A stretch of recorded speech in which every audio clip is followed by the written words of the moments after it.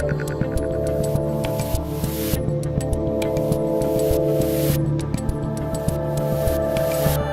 right, you wackadoo creatures of the internet. It's Friday, and I promised you something different. On Friday, we are doing our first ever 4-guest in remote location show. And it's a crazy day to do it because there is a lot happening. So joining me today is a journalist. Wow, I can actually say the word journalist without going like this. Is a journalist and the host of Slightly Offensive on BlazeTV, Elijah Schaffer. I've got former lefty knitter turned walkaway all-star Karlyn Borysenko and the Willy Wonka of politics. You know him, Michael Malice. Guys, welcome to the show. Thanks, Dave. Thanks, Dave. Look at you guys. Thank you, Dave. With your heads firmly in your boxes. This is true talking head operation we're doing right now. So look, there's obviously a crazy amount going on. And Elijah, I'm going to start with you because you were on the ground in the Capitol. You took some pictures. Just in the last, I guess, 2 or 3 hours, you have been banned from Instagram. You have been banned from Facebook. We also heard that Karlyn, who's been very heavily involved in the Walk Away movement, that the Walk Away page has just been taken off of Facebook. And Elijah, you just broke some news literally 30 seconds ago about some more censorship stuff. So take it away. Yeah, that a lot of us are getting put on no-fly lists that were, I would say, just present at this event. And I'd like to reiterate the fact that I was not somehow involved in these activities. I was there reporting. But unfortunately, this has become such a serious reaction. And in some ways, rightfully so. You would expect the government to lay a heavy hand on people who breach a federal building. But we're seeing them even, not the government come down on reporters, but big tech has taken a step outside of the government, and they've essentially taken it further than what the law wants to take. And they are now deleting, censoring, and blocking journalists, even my own personal profiles that just had pictures of my dog, my wife, and my recently deceased mother. Nothing political of nature. They've just removed all of the traces of me off their platforms based off of false accusations by very far left bloggers that work for Mashable, BuzzFeed, the Daily Beast. So unfortunately, while I would expect this to be the government crackdown, we're seeing the alignment of the state and the media together into a state media run technocracy. And they are using this as a catalyst to destroy every single person they possibly can, including the president. And I don't think anyone's safe, including the fact that they're using this to get a lot of us not to be able to fly ever again, treating reporters, journalists, and those documenting as terrorists. It's a really sad day in our country. I'm not scared. I'm overwhelmed, though, not just for my own future, but for the future of the country. Yeah, and just to be clear, you are a credentialed reporter. You're an actual journalist. You work at the Blaze. It is a place of journalism. You weren't in there breaking anything. Did you break anything? Let's get you on the record. Did you break any windows? Did you flip Nancy Pelosi's desk? I didn't break anything. I also didn't touch any federal property besides my feet on the floor. I did not meddle with anything. I did not tamper with any evidence. And in fact, Nancy Pelosi's offices are a very large swath, I want to clarify, of 10 different chambers. I never entered in her personal area. And ultimately speaking, this is where the police pushed us back into. And to bring this up, I have a federal congressional press credential. And so I literally have the legal authority to operate inside of Congress, though I know they broke in. I believe the newsworthiness under the the act that was meant to protect journalists was very important to let America know what was happening. The police inside the congressional building were understanding of my credentials, and they worked with me. While they arrested the people around me, they did not arrest me, and they let me leave because they knew I was documenting the news.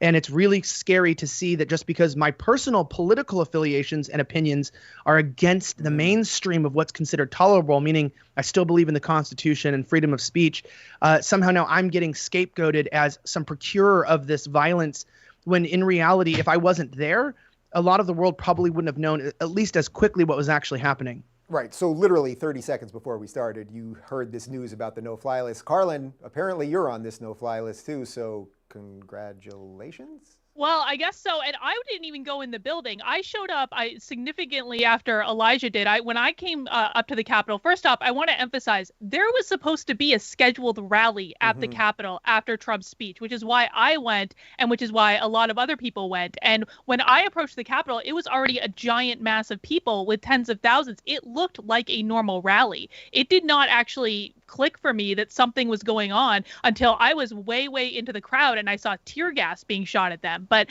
I did not go into the building. I looked around outside of the building. I recorded what I could outside of the building, but I guess I won't be flying anytime soon. We're going to have to see. And can you give me a quick update on what's going on with the Walkaway Facebook page? So 500,000 people, right? It's run by Brandon Straka and a couple other people. And this is basically just ex-libs. It's ex-libs who just sort of had it with the Democratic Party. I know a little something about that. And they just got taken down today. Yeah, that's exactly what happened. It was about an hour ago. We found out that the Walkaway group on Facebook had been completely banned. It was over 500,000 people, and all of the administrators, their personal pages on Facebook have also been banned. And one of the things I want to emphasize is that Walkaway approves every single post that goes up in that Facebook group. It's video testimonials of people talking about why they left the Democratic Party. So they review and approve every single one of them. There was no calls for violence in that group. Walkaway is a completely peaceful movement. We've been doing rallies around the country for months that have been completely peaceful, not one call for violence. So if people want to stay in touch with Walkaway, please make sure you're going to walkawaycampaign.com. Get on the email list. Brandon will be sending out next steps. Yeah, and I think it's possible they might be getting on local sometime soon. I might have a little knowledge. I hope so. All right, Malice, I know that you'd rather that I say mean things about you and troll you and the rest of it, but I'm going to say something nice about you, which is that you usually are ahead of the schedule on a lot of this stuff. And you wrote a book called The New Right, which I've read and I had you on the show to discuss. You've basically predicted kind of all of everything that's happened over the last couple of years. How are you feeling about life right now? And I should note that you are in lockdown Brooklyn because I'm in lockdown LA. It's like, at least my weather's nice, but you chose Brooklyn. I'm just curious, what's it going to take for conservatives to realize that the Constitution is a joke, that the constitutional protections are going to do nothing to help you, that they are going to come for your guns regardless of the Second Amendment, they're going to ban peaceful assembly regardless of the First Amendment, and you're protecting a document which is empowering the state to do things like what you're seeing. It's really ridiculous to me that conservatives still uphold this document when it's just being used as a tool of oppression nationwide. Now, to their point earlier, the cathedral wasn't going down without a fight. And by cathedral, I mean the arbiters of what is acceptable establishment discourse in America. They are going to have to do everything in their power to suppress and marginalize these alternative perspectives, because the only way they can maintain any sort of control is effectively as a near monopoly. So this is an enormous existential threat to their hegemony over our culture. I'm trying to think of it from their perspective. How would I try to marginalize or silence 70 million Trump voters, and let's suppose other people who are sympathetic to that or think that's just good from both sides? And I don't see how you do it. Because historically, let me just finish my last point. Historically, the left has said somewhat correctly that rioting is the voice of the unheard. Well, when you silence tens of million people from social media and tell them to sit down and shut up and go home, and you make it a felony for them to leave their house or to earn a living, this is not a recipe for uniting and heal the nation. So, all right. So as a guy that's been to North Korea, you know a little something about authoritarian states. Like, sure. Are these the pieces, like, without being crazy alarmist and the rest of it? I try not to whip everybody up into a frenzy, but like the pieces that we're seeing fall right now and the level of censorship and now no-fly lists and the rest of it, like, are we headed there? We've been there. The thing is that people had this veneer of democracy, thinking that, if I hate Joe Biden and I think he's a Chinese-owned buffoon, if I hate Donald Trump and thinks he's a white supremacist Russian agent, why would I need to be governed by someone I despise? This is the democratic model that people have been bought into since kindergarten, and now people are starting to realize since 2020, especially with #NotMyPresident, that the system does not make sense on any level. And the difference between an insurrection and a resistance is whether there's corporate sponsorship. And thankfully, conservatives have the scales taken from their eyes and have realized that corporate America is not their friend. And corporate America has been much more effective at imposing Maoism in America than the Chinese Communist Party ever dreamed of. You mean when I open up Hulu and it only recommends Black Lives Matter things, or I open up YouTube and it recommends Black Lives Matter things, or pretty much No, every PlayStation and everywhere else? You think there's some corporate involvement? Sessions when you have to get together with like that law school, I think it was Northwestern, and declare that I'm a racist. This is a cultural artifact of Mao, and North Korea has it as well. And people need to realize this isn't a joke, that this has been a soft war, and now this war is hardening, as especially the weakness of the empire has been exposed. When you have someone who's cast from Burning Man able to storm the Capitol and slap his member on Pelosi's desk with no pushback, this is not the sign of an empire at the height of its powers. And if you think someone who craps his pants at the vice president's desk for 8 years is going to be the one who's going to be able to resolve this, I think you're completely delusional. That was about Joe Biden, for the record. Elijah, since you were there at the Capitol, and there's all sorts of weird video coming out. I played a video yesterday on the show where it appeared there were literally thousands of Trump supporters at one point chanting to stop a guy who they were saying was Antifa from breaking into a window. Now, we know plenty of Trump supporters went into the building. Nobody's denying that, and that, offices were ransacked and whatever else. But can you just talk a little bit about like the general temperature that was there, and was there a moment that you saw things go crazy? And it almost looked at times like police were actually welcoming people into the building and moving barricades out of the way and waving people on and the rest of it. Can you just clean it up a little bit from what you saw? Yeah, so you kind of hit on everything, and this is going to probably piss off anybody who's watching this, whether you're on the left or the right. I think the truth of what happened that day makes anybody who wants a narrative to fit their perfect agenda probably angry, and I'm okay doing that. Yeah, so let's take a couple people off. Number one, I want to say that the original altercation of tearing down barriers, people like to say that was due to a man having a heart attack. I can't confirm that. And police not getting involved and people getting angry. What I saw was a large group of very, very buff, aggressive young Caucasian men, and they looked like your normal Trump supporters. They did not have the physique that you would experience from anarchists. These were people I was marching with up to the Capitol for a planned rally, not for some sort of sedition or insurrection like Lindsey Graham is referring to.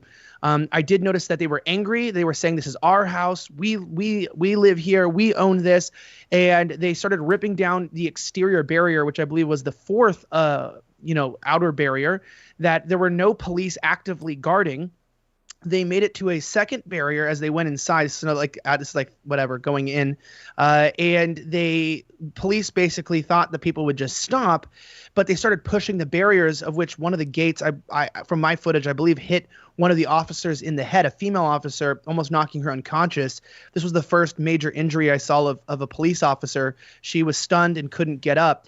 Police began to fight with the Trump supporters. This is when there was about a few dozen already, people carrying Trump flags. I know people say these are Antifa. I will say this, while I don't have confirmation of who these individuals were, I do remember on Parler, Proud Boys were saying they would dress up incognito like Antifa from Taylor Hanson and some other journalists. And I will say that there was at least 2 people that were confirmed from BLM and Antifa, but of the 12 people have sent me, I've been able to debunk 10 out of 12 of them as not being from those groups. And to kind of speed this up, police were so firmly and fully unprepared for what was about to occur that essentially what happened was that they began to fight the police up front. It turned into serious altercations, and police were cordoned in the middle, and the Trump supporters essentially broke through the sides of the front line of the police, breaking through, actually maneuvering through the rafters that were meant for the inauguration on the upper balcony, and then pushed their way past police, breaking open quite a few windows, and it appeared to be like breaking open doors. When I actually arrived to the front of the Capitol building, there were still aides in their offices evacuating, people holding fire extinguishers at the door, having their doors barricaded.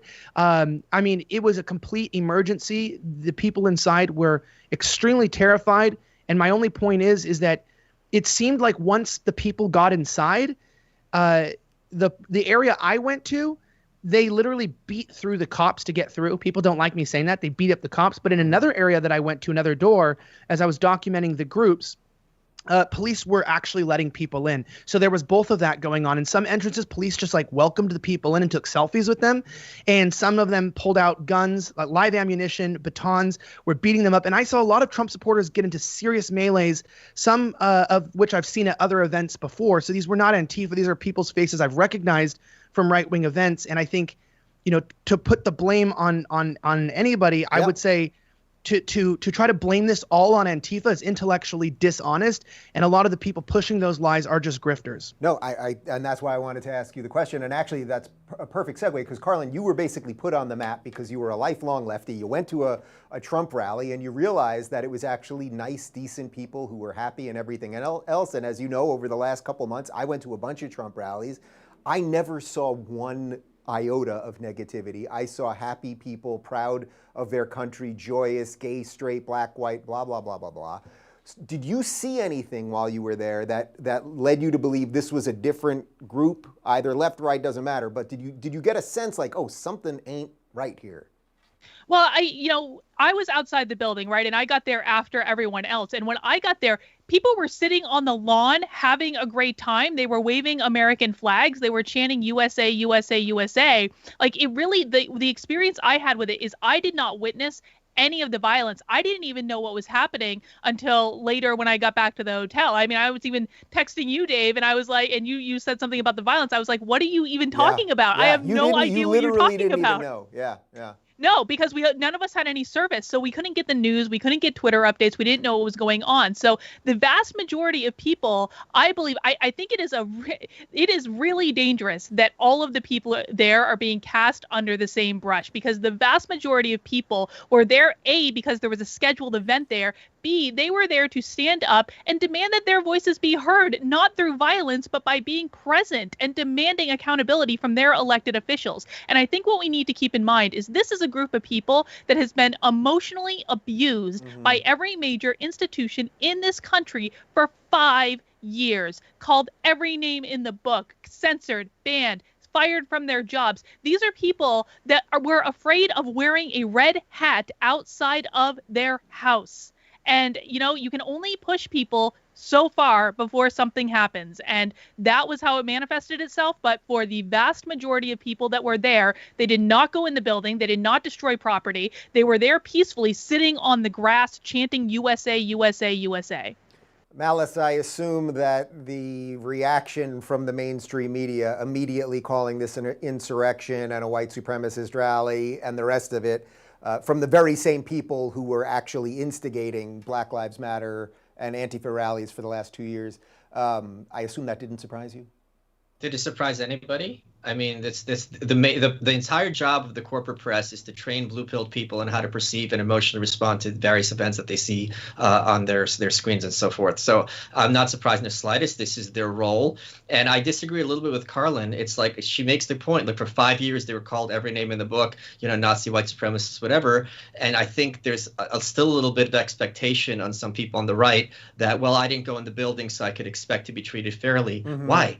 Why would you expect a group of people who want you dead but will settle for your submission to treat you with any kind of decency where your existence is a threat to their domination and control? They will do everything in their power to marginalize you and ruin you, and you have to start with that as the point. And any expectation to the contrary, I don't think ports to reality. So I know that people watching this that get what you're saying, like they get it. Like, okay, they're not going to make any distinction whether you were peaceful or not peaceful or there or not there or anything else. But I know a lot of people watching that are going, man, I don't want to live in that world. They're just afraid of living in the world that you're laying out. What do you do with that? What do you do with that? Go to Mars, leave the Earth, call Elon Musk. I mean, it's really, this has been the status quo for a very long time. And now, thankfully, thanks to social media, they can't hide behind their lies. And you could see, again, like we were saying last year, like Black Lives Matter, the voice of the unheard, CNN was being burnt down. Just tell them the insurrection was mostly peaceful.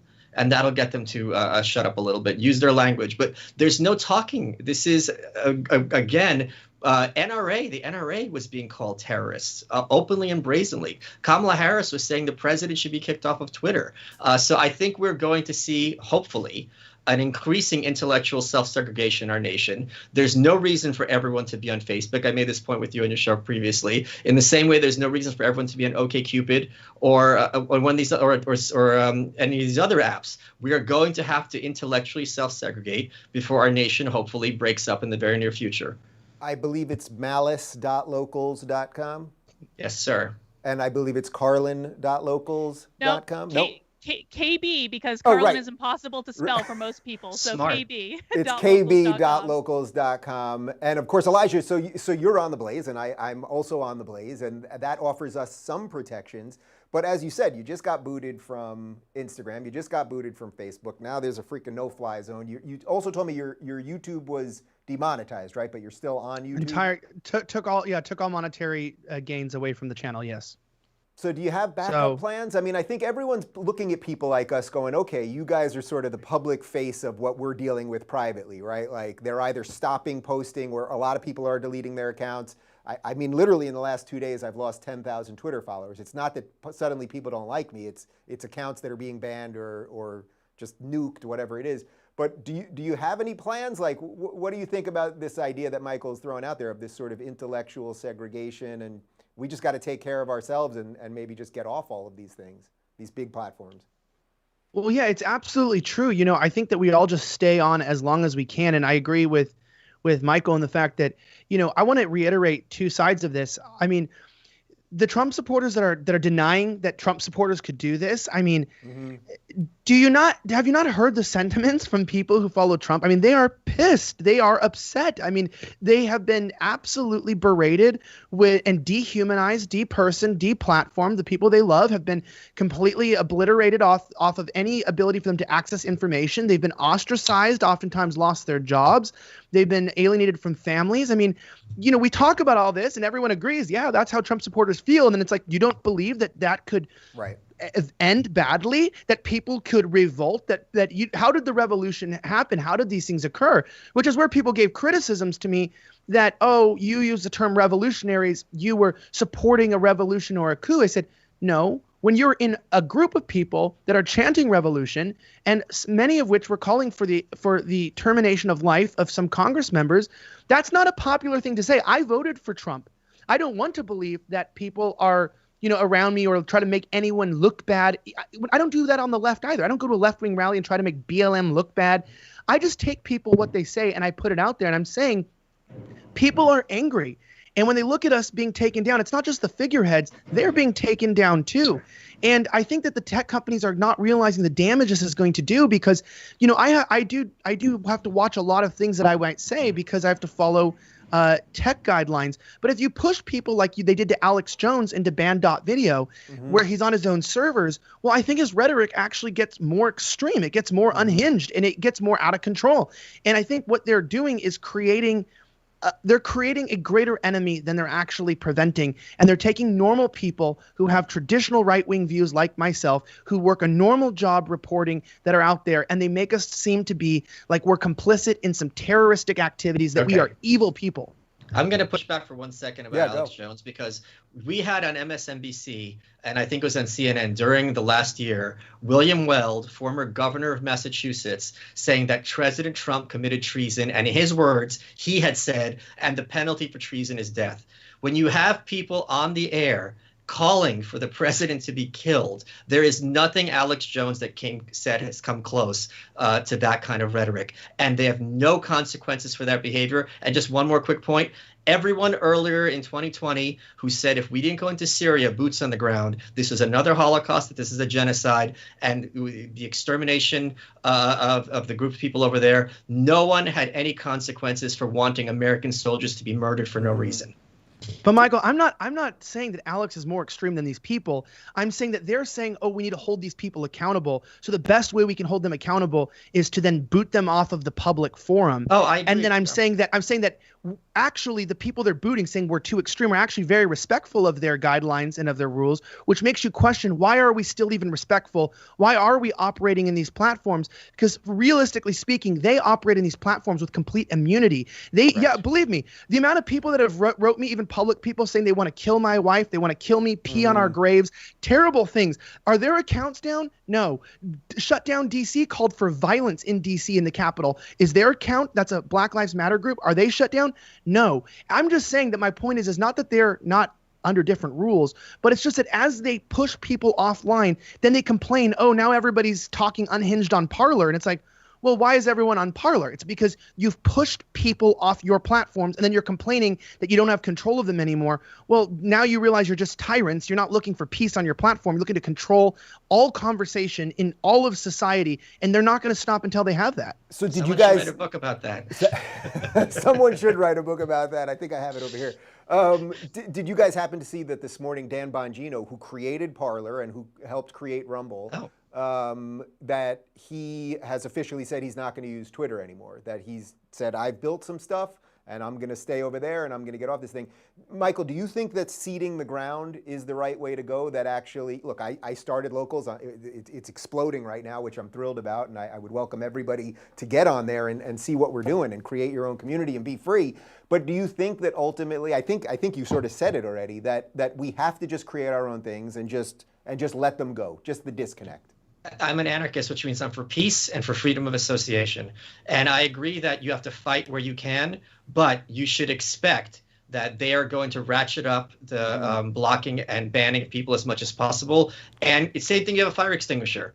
If I get kicked off of Facebook, if I get kicked off of YouTube, this is why I do have my Locals and other kind of outlets, because you have to expect that they're not going to go down without a fight. And anyone who is a threat to their monopoly control of discourse, they are going to treat as a threat, and you have to anticipate these actions accordingly. Karlyn, what are you hearing just from regular people? Because I think what's so interesting about your story is you had nothing to do with any of this literally a year and a half ago. Like the three of us, like we've been in this for a while, but you were a knitter. I was knitting, Dave. I was knitting a year and a half ago. Let's not use that word. And I will say that Ravelry, I actually had a knitting group that I recently created on Ravelry called Crafting Rebels, and my knitting group has been banned on Ravelry as of yesterday with no explanation. So the knitters are still at it. But no, I have been inundated with emails and messages from people basically saying that they had the same experience at the Capitol that I did, that they did not realize that there was violence. They did not realize what was going on. They were sitting around having a good time and, peacefully expressing their First Amendment rights, and they are floored at what's happening. And it's like, it is overwhelming to me. It is overwhelming that in a country where we watched for months as Black Lives Matter and Antifa rioted, lit fires up and down the streets in all these major cities, including Washington, D.C., and we're told that this was a peaceful protest. Peaceful protest should be uncomfortable, Dave. Don't you know that protests should be uncomfortable? Yeah. And we had to watch this for months. AOC. And there was one Trump rally where things got admittedly out of hand. And I think, I have condemned the violence. Many people have condemned the violence, and it just doesn't matter. It doesn't matter. So Elijah, as a journalist, without air quotes, this idea that basically everybody on the right, I mean everybody, condemned the violence. There is nobody that didn't condemn the violence, but it never gets condemned. And not only doesn't get condemned, but you guys probably saw that supercut on Twitter where people were showing all of the lefty journalists and MSNBC hosts and the rest of it, that incredible Ali Velshi video with a firebomb exploding behind him saying it's a mostly peaceful protest. I guess you're not surprised by the way the media has treated this. No, I'm not surprised at all, actually, because I firmly believe that, if BLM or if anybody had been in this situation, right, if it had been a white cop shooting an unarmed black woman inside, even if she was invading, this would have been the idea of, look, the state from the highest level down is destroying our lives. The narrative, I don't understand it fully, but the narrative would have been different. The reason why, even after condemning this, what's shocking to me about the reaction to this is that this is not really any less severe than anything I've experienced over the last 9 months across in the entire year almost of 2020. I've seen much worse than this. That's all I'll say. I've seen much worse than this. And I've seen much less condemnation. The best example is Kenosha. Kenosha was a terrorist attack on domestic soil. They burned down and destroyed over 36, I think, buildings. They destroyed like tens of millions of dollars in personal property. They were pulling out guns. They were destroying so much public property you can't even fathom. And they were burning down apartment buildings with children inside. This is how intense it was.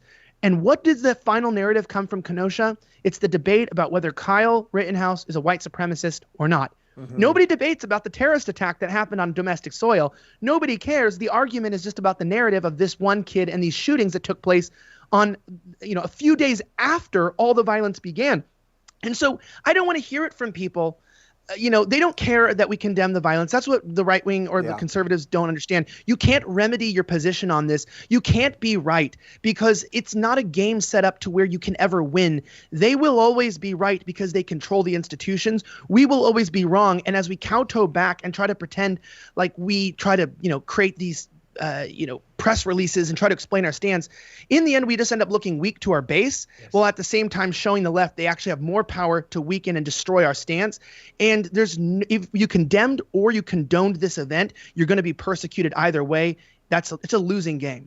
Malice, I couldn't see you because we had the camera just on Elijah, but I have a feeling you were like praising God as he was talking right there, because that's your whole point, right? Praising someone. Let me read that AOC tweet. This is from December 2nd, 2020. Remember 2020? We were so much younger then. The whole point of protesting, this is AOC, is to make people uncomfortable. Activists take that discomfort with the status quo and advocate for concrete policy changes. Popular support often starts small and grows. To folks who complain, protest demands make others uncomfortable. That's the point. I agree with everything Elijah just said, and I'm delighted that so many people on the right are realizing, stop apologizing, stop trying to fight on a turf that you cannot possibly win. These people are not playing fair. They just want your submission, if they can have that. If not, they will just do everything they can to destroy your life as being a threat to their power. And I'm shocked by how many conservatives who I'd written off as almost entirely delusional have become aware of this new reality. And I'm sure these lockdowns certainly helped open their eyes to a large extent. Yeah. Malice, what do you think of Biden and Kamala saying that if this had been black people, it would have been very different? It would have been very different. They would have been shooting people on the streets and everything else, even though we know that the rioters, as Elijah just laid out, have destroyed Kenosha, have destroyed We don't even Portland, talk about that. have destroyed Seattle. Right, we don't even talk about it. Yeah. No, hold on. The media basically treats us like 6 months ago doesn't exist, and the narrative is whatever on your screen. In June, they stormed the White House. Black Lives Matter stormed the White House. They brought the barricades. As everyone knows, the White House has snipers on the roof. They have people all over to protect the president, whoever that happened to be. No one was killed. No one was shot. So we don't have to even speculate. Mm-hmm. We had a group of largely people of color storming the White House, and none of them were murdered. So any claim to the contrary is a complete lie. Now, maybe Kamala Harris is telling the truth, because as a cop, if she was in charge, she'd be mowing people down because that's her wet dream. But that's another issue. And the other thing that's great, C-SPAN, which is a nonpartisan organization which puts political speeches for everyone's edification online, when she was making that claim, that clip, she got ratioed on Twitter. And when you ratio a tweet, that means there's more comments than likes, which is a good indicator that this tweet is, to use Joe Biden's term, malarkey. Right. Of course, the bigger issue is that our days of being able to ratio things is probably coming to a close, but we'll deal with that. Let's shift a little bit here, because I'm really curious for the three of you guys who are in this thing. And it comes with some benefits, right? People dig us and say nice things to us and help support us and all that. But I know that it comes with a certain cost too. Like the hate, the personal stuff. I got just yesterday, David literally had a friend text him and basically say, "What's it like to be married to a terrorist?" Talking about me, a lifelong friend saying that. And I have no doubt that you guys are dealing with your own versions of all of that kind of crazy. I didn't know you got your pilot's license even. Wow, that's amazing. You're good, Malice. You're good. But for real, like, can you guys just talk about just like the personal cost of being in this? Karlyn, I'll start with you first, because I think you, out of all of us, probably expected it the least. Yeah, I mean, I have been denounced by every single one of my former friends in the last 24 hours. And you know what? I kind of reached a breaking point with all of this. When I was when I was peacefully expressing my First Amendment rights to be denounced by every single person who used to call me a friend, I just started responding with, I got chased by a mob of Black Lives Matter in Dallas several months ago. Where Yeah. were you then? If you don't show me the receipts of you denouncing that, then I do not care what you have to say. And that is the point that I'm at with this. Yeah, Elijah, I know, I know you just lost your mom. I know you're getting hit on all fronts, and quite literally, you got attacked. Wait, which was that? Just a couple weeks ago, you were physically attacked. I mean, we all saw the bloody pictures of your face. I mean, you've had a real personal and professional cost.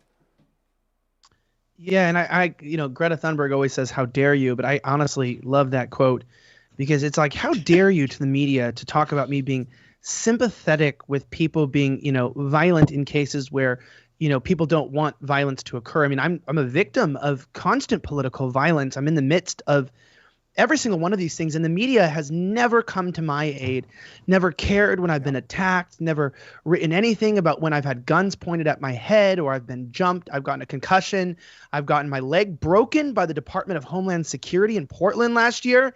And the most important part about all of this is that the media has been completely silent. And they haven't cared. I mean, the amount of death threats that are in my life right now, and the FBI, speaking of that, probably will be contacting me soon, maybe, but they already have been contacting me because there's been, active assassination attempts in Washington, D.C. Where were the politicians talking about in condemning the political violence of people trying to kill right-wing journalists or conservative journalists? They didn't care because they actually want me dead. I believe that. They're happy when I get beat up. If they can't hurt me into submission, then they will be happy if someone else kills me into submission, because ultimately speaking, they are messaging my family, they're messaging my friends, my church. It is so disgusting to the extent that these professionals have gone to completely destroy and defame my life. They should be ashamed of themselves. And I'm glad I believe in God, unlike Michael, because hell needs to exist for people like this. Malice, I'm gonna let you close it out, but I'll just say on my front, beyond like the personal stuff and losing friends and even family members that are angry at me. I mean, I've got cameras in every freaking room in my house. We've got huge fences outside of my house that we just expanded. Like, I've been doxxed and all of that crazy stuff. Like, this comes with a cost. What about for you on the personal side? And bring us home. Bring us home here, Malice. As all four of us. If I can use this word, I'm the biggest pussy of us four. I've been choosing my battles. I have not been in the front lines, and I've not. So thank you to you guys for taking the shots. But coming from being born in Russia, being raised in a Russian household, I'm very aware of what people are capable of, what people with a little bit of power will be willing to do with those who threaten them in the slightest. And it's very unfortunate that, people like Elijah and Karlyn, as Americans, are starting to learn the consequences of what it means when power has no restrictions. Well, listen, guys, this was our first test, and I got to tell you, I seriously enjoyed this. It was fun, but I know there's like some serious stuff going on right now, and it's crazy. And I love being in the fight with you guys. It's gonna get worse. And it is gonna get worse. I mean, that's the thing. Worse. That's the thing. Everywhere I go, people say to me, "Dave, when does this stop? When does this stop?" And I always say it's going to get worse before it gets better. And the question is, what is rock bottom? And I don't think we really want to think about it. I mean, I try not to depress people at the end of these shows. What are we doing here? Somebody say something good, quick. I mean, I think that there's hope. I think that there's hope when we reach rock bottom, because that gives people a chance to build back up again. Yep. I think that if there's blessings in everything, right? You can always look at things negatively or you can look at them positively. And I think that we can look at this situation and see that a giant light has been shown for a lot of people to reflect the things that Michael's been talking about for a very long time. This has now been made real for a lot of people. And we had no hope of even attempting to fix this problem if that light hadn't existed. So we should maybe be thankful for that. It's going to suck for a while, but at least it was made to appear. Karlyn Borysenko finishing strong. Follow her at kb.locals.com. Follow Malice, malice.locals.com. Slightly offensive on BlazeTV for Elijah Schaffer. And guys, check out Locals. I mean, we're all going to be banned soon enough. So find some of the people you like and figure out where you can follow them off the big tech stuff. Guys, this was great. I think I'm going to try to do this every week, and I hope you'll be part as much as you can. And I consider you all friends and allies and all that good stuff.